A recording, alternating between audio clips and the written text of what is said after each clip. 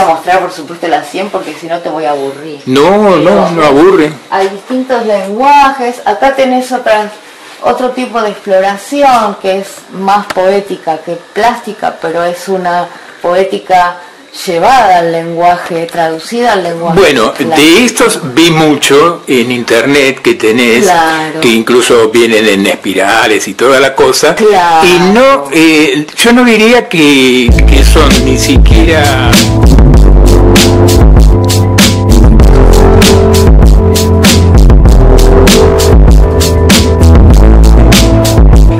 Todo es un dibujo, aún la letra. Tal cual, porque lo curioso de la incorporación de la palabra a la obra pictórica es un poco esto, ver cómo opera, porque en realidad cuando yo empecé a buscar esto de ver qué pasa con los dos lenguajes, el poético que antecede al plástico en mi caso,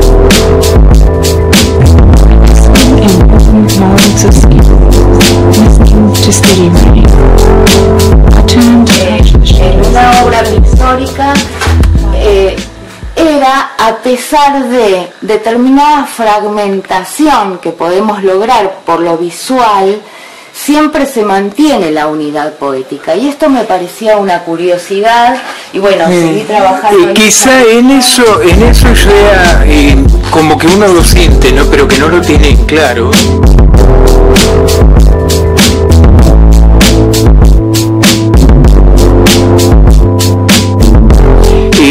Tenga que ver lo que es el arte de la poesía, de la cual vos hace un tiempo estás experimentando cosas, y lo que es el arte de la música, lo que es el arte del dibujo.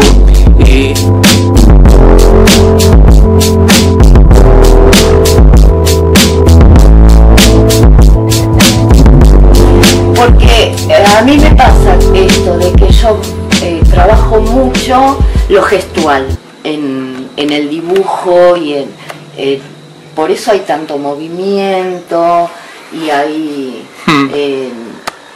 ¿no? Porque permito eso, que ocurra lo gestual, que ocurra lo imprevisto. ¿Y por qué crees que se da? Yo miro esto, por ejemplo, y no estoy viendo un dibujo plano, sino que me meto hasta de atrás. Porque es uno que es loco. No. Es uno que es humano. Ah, bueno. Es uno que es humano, entonces es capaz de no solo percibir que hay un dibujo, sino que este dibujo además dice algo de un artista que lo hizo y algo que me provoca a mí. Es como un juego que yo propongo, pero si no hay un otro que ve eso, se termina. Ajá. En el planteo vacuo de un dibujo. Claro.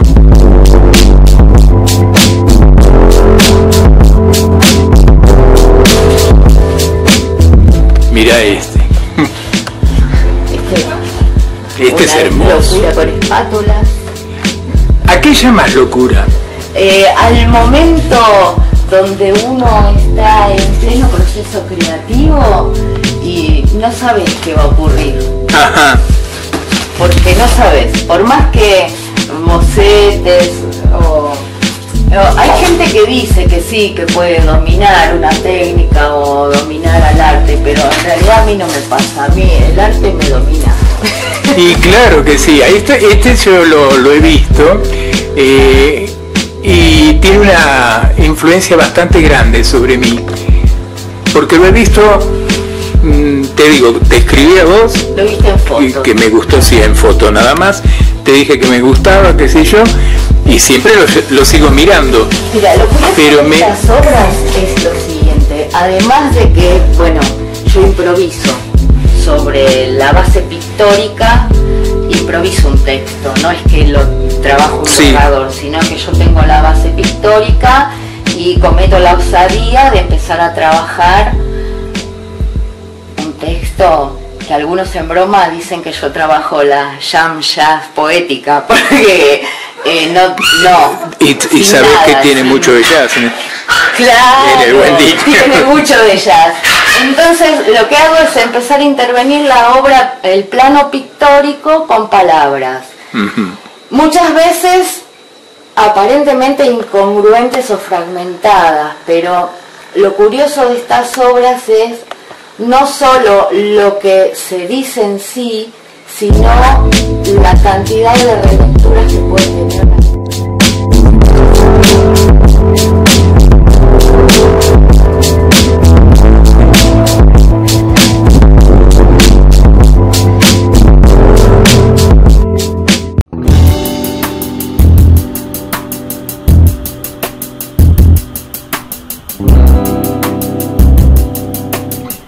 Y estamos en el laberinto, buscando la salida. El programa que siempre te acompaña en el corazón.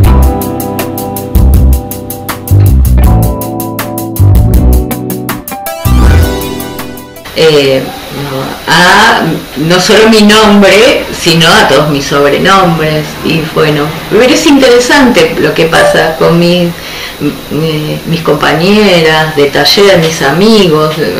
El nombre Dana se impuso y bueno. ¿Y tu nombre cuál es? Dana Fernández. Y me inhibe.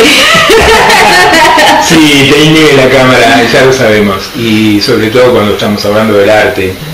Y de un arte que trabaja lo visual, pero lo trabaja. ¿Entendés? Es distinto. Esto es nieve, pero eso es necesario. Es necesario tenerlo. Dana es tu nombre. Dana es mi nombre. ¿Cómo lo conseguiste, Dana? Porque no vino con vos. No vino conmigo. Fue un proceso muy lento y largo y difícil. Y tuve distintas etapas. Hubo etapas donde firmé con acrónimo y no me gustaba mi firma, ¿no? Porque DF sonaba nombre de pastilla. Y cuando elegí Dana, primero fue por una cuestión bastante simple. Yo estaba encaprichada por firmar en cursiva y no podía hacer un nombre largo porque era muy difícil lograrlo. Entonces elegí Dana, primero porque sonaba apócope de mi nombre, después por el blues de Dana de Arcoiris y porque Dana es un personaje mitológico. Claro que sí, claro que sí. Entonces, bueno, le tomé el nombre y se impuso.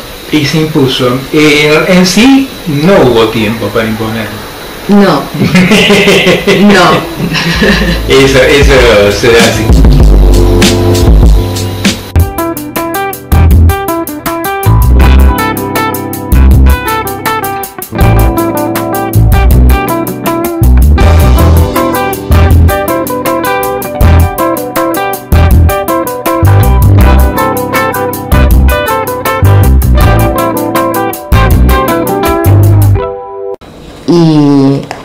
Y después, bueno, en la etapa actual donde estoy explorando por ahí otras cosas, donde pasé a la abstracción, a la falta de elementos reales. ¿A qué llamas abstracción? A la abstracción es a ver qué pasa con el color y el movimiento sin la necesidad de un objeto real. Está bien. Entonces vos ves aquella obra y ves el movimiento, podés percibir el movimiento. Yo le puse vórtice por ponerle un nombre, porque aparte te da la idea como que tiene un movimiento hacia el centro, pero es una abstracción, es una representación mía de una idea de vórtice, no hay un elemento real. Claro. No, hay un punto de convergencia, pero después hay color y movimiento. No tenemos elementos reales. En algunos trabajo los dos lenguajes, porque por ejemplo, aquel tenés mariposas y tenés algunas figuras geométricas pero insinuadas, pero no deja de ser un abstracto, a pesar de que hay mariposas, porque son un montón de mariposas sobre un plano donde hay otros elementos que entran en juego y eso es lo que hace a la totalidad de la imagen, porque yo no puedo detenerme solamente en este aleteo de las mariposas. Hay otras cosas, hay un fondo, hay cuadrados, hay círculos, y cómo juega esto en la totalidad, y esto es una abstracción, ¿no? Porque ahí sí hay un elemento real, que es esta idea de mariposas, que ni siquiera lo son, pero no, está. Pero es una representación abstracta. Claro. Y así que bueno, un poco es esto lo que pinto, a pesar de que he pasado por distintos momentos, en algunas etapas más figurativas y algunas más surrealistas. Ahora estoy explorando más un lenguaje abstracto y no convencional, porque esto de mezclar soportes no convencionales y ver cuál es el resultado y qué se siente, es como una mezcla, porque en realidad cuando uno se planta ante el blanco de una obra, también pasa esto mismo que pasa con la música, ¿no? Claro. Y se siente curiosidad, se siente paz, porque yo creo que ahí está la clave, porque cuando uno trabaja un lenguaje donde realmente, más allá del resultado, porque ¿qué pasa? ¿Qué se siente? Paz. Yo creo que es un lugar, el arte, a donde uno puede mostrarse genuino sin tener que estar explicando el porqué de cada cosa que uno hace o dice o expresa, o cómo lo expresa. Y por supuesto que hay gente que no le gusta lo que uno hace, pero lo más importante es que a uno le guste lo que uno hace.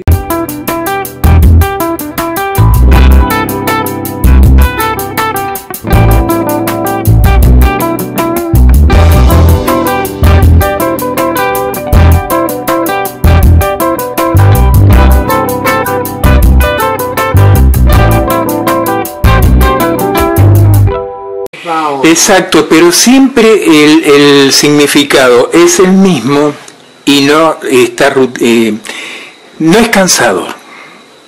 Es cierto, y para mí tampoco lo es, y eso es genial. Eso es extraordinario. Eso es genial. Acá tenés otra. Además, en internet, yo lo bajo y lo voy dando vuelta según, viste, nada que ver con el derecho que normalmente toma la firma, ¿no? Y es increíble como siendo el mismo, porque eso es la ventaja, es la misma obra, a mí me da diferentes. Tal cual, porque uno puede, estas obras tienen esa particularidad, vos podés ir rotando la obra, no tiene, vos fíjate que no tiene una indicación de dónde comienza el texto, por ejemplo, o dónde termina, y del lado donde vos comiences la lectura, el texto casi poético, digámosle, porque decir el texto poético sería un atrevimiento, pero el texto casi poético va a tener otro sentido, siendo las mismas palabras. Es que no son las mismas palabras. Las palabras pueden significar lo mismo para aquel técnico en las palabras, pero no son iguales porque uno las siente distintas. Aunque las pronuncie igual, las siente distinta. Y a mí me pasa mucho eso, y sobre todo después de los 3 días en mayo, sin conciencia. Es más, yo repito de mantras, lo que fuere, pero no es igual. Totalmente. Es donde, bueno, donde a lo mejor soy loco, no sé. Es donde se pone en juego justamente, ¿no? ¿Qué pasa con no solo la obra pictórica o la fusión de dos lenguajes artísticos, el poético y el plástico, sino qué pasa con la poesía cuando la trabajamos a través del significado y de los valores fónicos? Claro, ahí está. Porque una palabra en un lugar me puede decir una cosa, pero en otro y es completamente sentido, y nunca te aleja, es distinto, pero no te aleja, porque hay cosas que sí son distintas y te alejan del punto que tenías como referencia. Claro. Estos no son distintos, pero es para acercar. Es muy llamativo. Vamos a parar un poquito.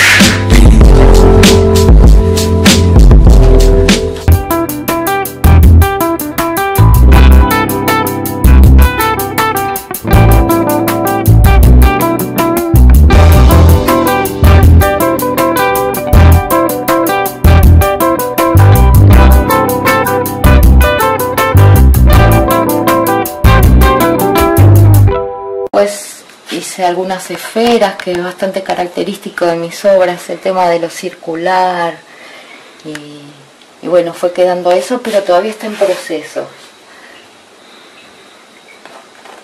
Por supuesto, ¿ves? Lo que te decía del tema del trabajo sobre soportes no convencionales o materiales restaurados, es un marco antiguo donde tensé el lienzo. Está trabajado después como un bastidor convencional, sí, pero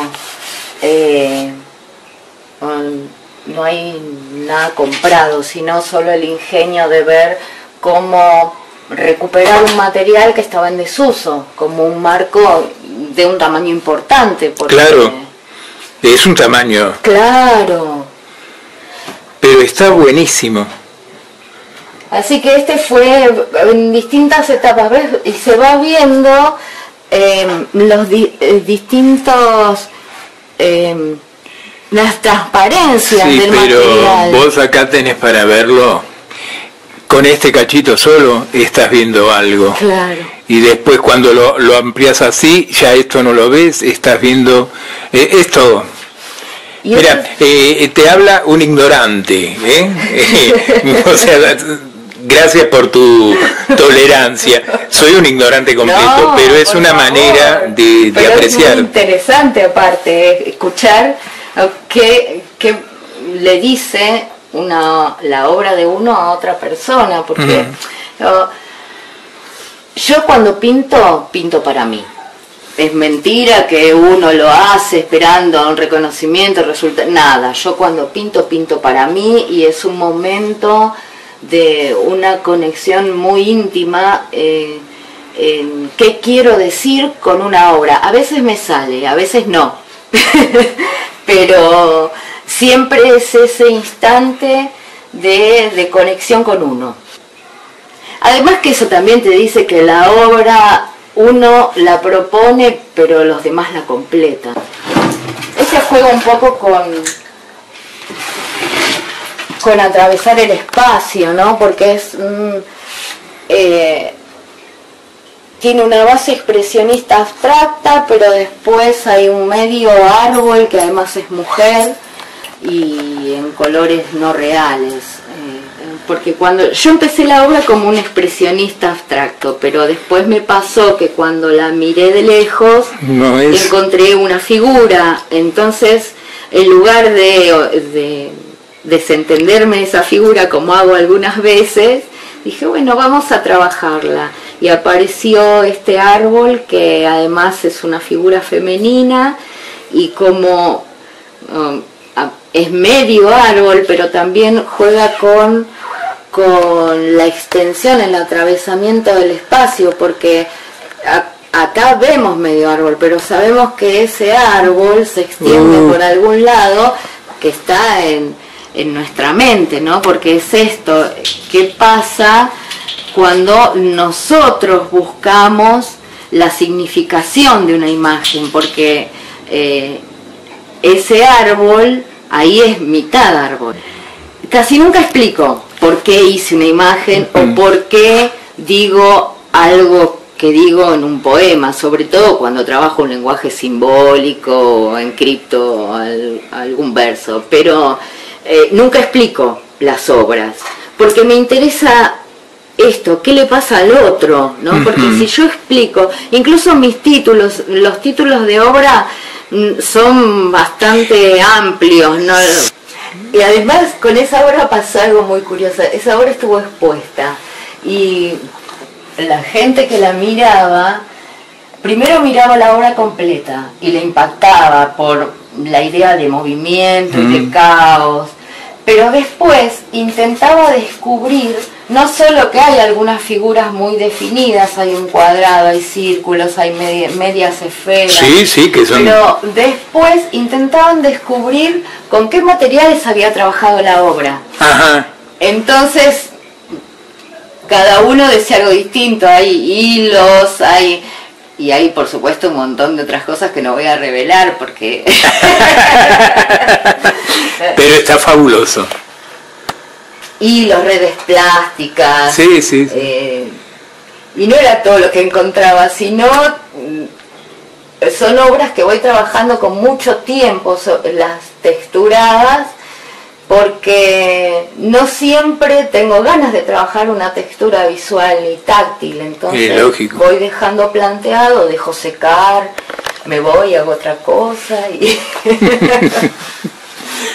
Muy bien. Esta, por ejemplo, pasa lo mismo, ¿ves? Pero, bueno, aquella es más caótica, esta es más ordenada, esta tiene una idea de si bien no tiene tampoco ni derecho ni revés, tiene una idea de orden, ¿no? Hay más líneas horizontales, verticales, hay más figuras claras, pero en relación a materiales es donde juego con el caos en esa obra, porque en materiales tenés desde alambres de cobre hasta sorbetes cortados, ferros, collares, redes de cebolla, no sé, mira, estas varillitas fluo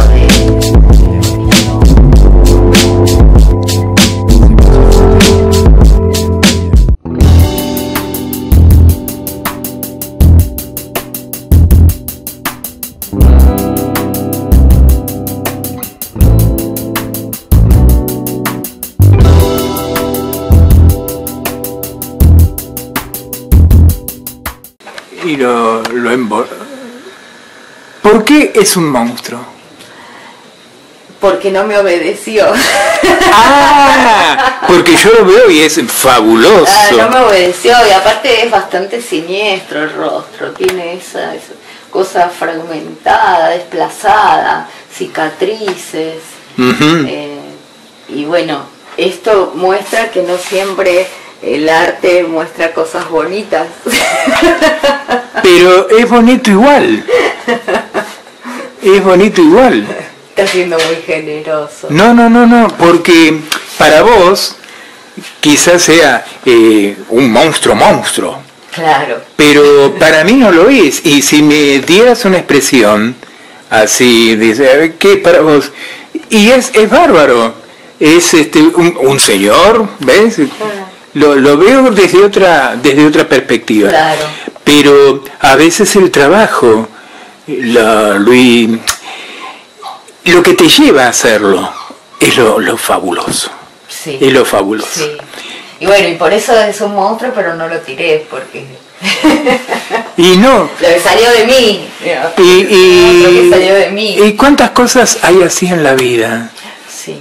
¿Cuántas cosas, por ejemplo, en la India lo ves en representaciones de dioses, que decís, ¡ay, qué espanto!, ¿no?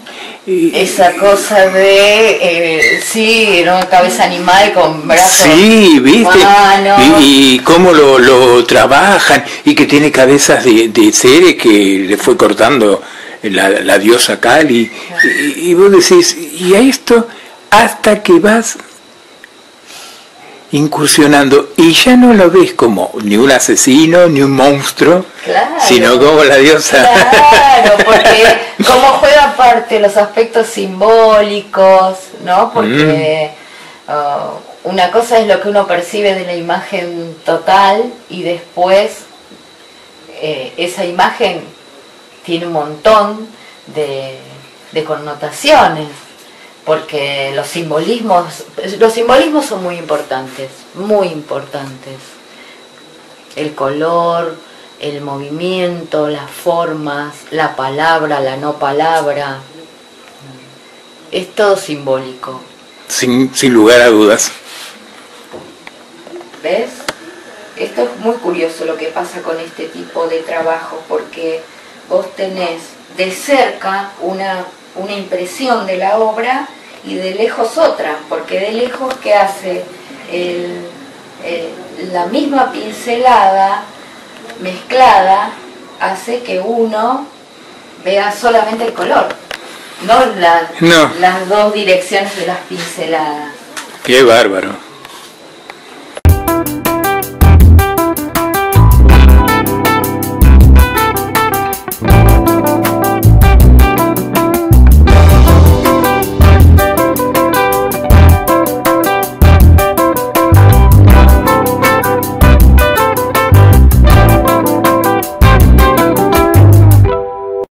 Es como un museo informal. Es un museo sin título de museo. Pero es un museo, ¿eh? Es un museo informal. Mirá la cantidad que tenés, qué bárbaro. Por todos lados aparecen obras, por todos lados. Y ya la casa ha quedado re chiquita. Sí, sí. Vos vas a vivir, estás viviendo entre las obras. Me casé con el arte, como la Belujín. Claro, pero vos estás viviendo entre las obras. Sí, sí, sí. Y eso es lo que acá, mirá. Y un poco es eso aparte, porque digo, uno se va edificando con la obra. Y acá nosotros vemos sobre los vidrios que acá, cuando lo estamos viendo, parece como que fueran murales, ¿no? Claro. Pero vos fíjate qué valor que tienen, sí, están pintados. Y estos son extraordinarios porque acá tienen las letras.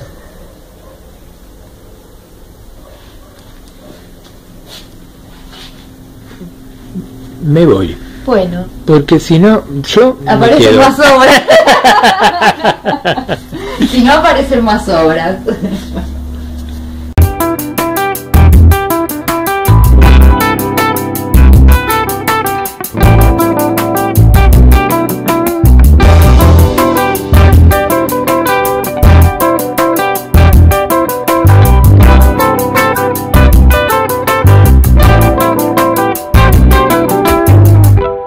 Ahí está. Y la vamos a girar para verla toda, ¿no? ¿Cómo es? Muy bien. Y ahora vos me vas a pasar el detalle de que esta es algo no le puedo llamar igual, como te dije, porque desvergonzadamente dije, es mi primera escultura, y en realidad fue casi un juego, pero quedó ahí porque surgió. Y como a veces de lo azaroso o lo ocasional puede surgir una imagen visual. Claro. Te contaba un poco la historia de esa mi primera escultura, que fue una muñeca. Encontré en una bolsa unas muñecas. Bueno, yo colecciono muñecas, las que estaban enteras las guardé, y con esta empecé a jugar. Cuando le acomodé el pelo se rompió su cabeza y se desprendió. Claro. Venía caminando con mi hijo y mi hijo entró en un estado de terror y me decía, ay no mamá, por favor, tira eso que me das miedo. Entonces, cuanto más él me decía esto, también medio jugando, yo empecé a ver, bueno, qué pasaba con esta muñeca que se le había roto la cabeza, y le puse los brazos y empecé a a bromear con esto de que era una escultura, que cómo lo iba a tirar, y bueno, quedó allí, y es una imagen con una impronta dadaísta, pero algún día la voy a pintar. Y bueno, va a ser trasladada al lenguaje pictórico.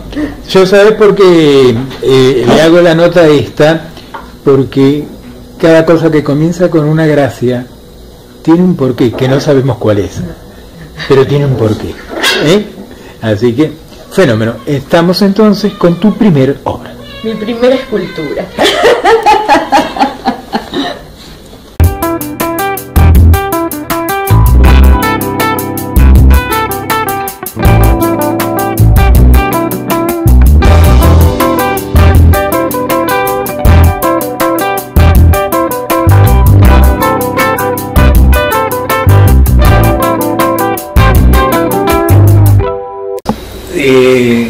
Hacer el lifting y todo eso. Vos sabés que mucha gente me dice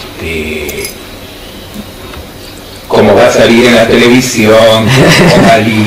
Ay, sí, por favor. Pero en el caso tuyo, por ejemplo, que vos salís bien. Sí, no. Lo que pasa es que como uno se ve, uno no se ve.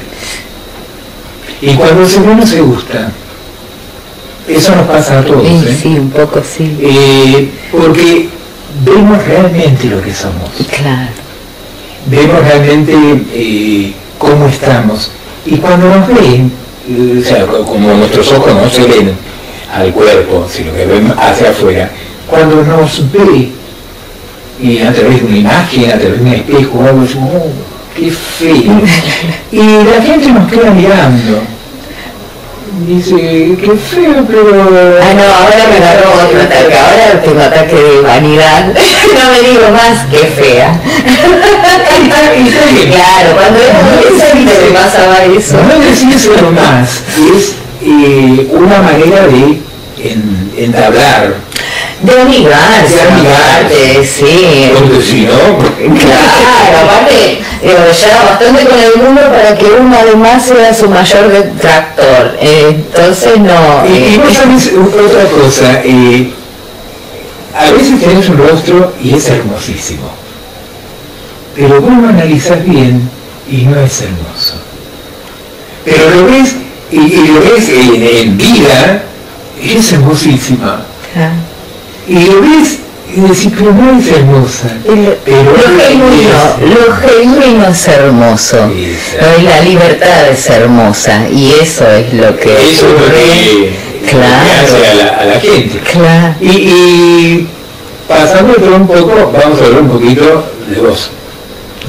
Porque ahora estuvimos hablando de las obras, que es hablar de vos. Bueno. Pero para la gente es hablar de vos. Bueno. ¿Cuándo comenzó esto? ¿A qué edad? Mi búsqueda por el arte, bueno, mi búsqueda por el arte empezó en realidad por otros idiomas artísticos. Empezó a los 7 años con la danza hasta los 26. Y a los 26 empecé con la poesía hasta pasados los 40. Que ya pintaba, pero no estudiaba todavía, pintaba por intuición. En realidad había participado en un taller y fui expulsada por indisciplinada. Y después de los 40 empecé a pintar, a estudiar. De todas maneras, sin un rigor académico, participo de talleres. Tomo clases con Nelida Katz, que es una maestra, es una genia y además me banca. Y bueno, ahí aprendí mejor a expresarme, porque en definitiva esto de la expresión plástica para mí fue un descubrimiento. No era nuevo para mí la búsqueda artística, después de haber bailado 20 años y haber escrito otros tantos, descubrir que hay otras maneras también de expresarse, ¿no? A través del color, de la figura, del movimiento, y que uno no deja de ser uno siempre, ¿no? Porque si lo pienso, muchas veces trabajo el movimiento en la obra como lo trabajaba en la danza. Lo que hago es decirlo de otra forma. Eso es importante, decirlo de otra forma. ¿Vos te das cuenta que hablas de otra manera? Sí. Y es una manera que puede escuchar cualquiera. Totalmente. Y que el arte habla de humano a humano. Ajá. ¿No? Y de una forma exenta de lo racional o de lo lógico, porque el arte nos toca las fibras más íntimas, a los que producimos arte y a los que perciben o participan de ese juego, de esa propuesta del arte. Y sí, es un decir de otra manera. Es un decir de otra manera, son otros lenguajes. Fenómeno. De por sí te agradecemos muchísimo toda esta. Vine media hora antes y me voy a la hora de los... No, muchas gracias a vos, por supuesto un placer, y me halaga no solo de encontrar gente que le guste y disfrute de mi trabajo, sino siempre es maravilloso compartir con amigos un mate, un rato, un cuadro, hasta una puteada, porque eso por supuesto editalo, ¿no? Queda bien dicho. Las palabras no son malas. Lo único malo es la actitud que puede tener un humano, y como la actitud es buenísima, la palabra es buenísima. De por sí, muchas gracias por todo, y voy a tomar algunas imágenes y más las que tengo en casa, pero la he pasado fenomenal, y no sé, que eso es lo maravilloso, cómo habrán quedado las tomas que hice, porque eso es la primera vez que me pasa. Dejamos como mis obras que el azar intervenga. Y eso es fabuloso. Además, vamos a adelantar de compartir. No sabemos si un recital mío o una exposición tuya, en fin, en agosto. Algo va a salir. Chao, gracias. Chao.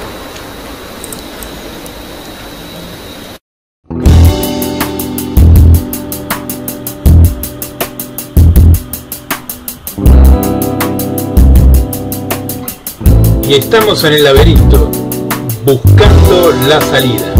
El programa que siempre te acompaña en el corazón.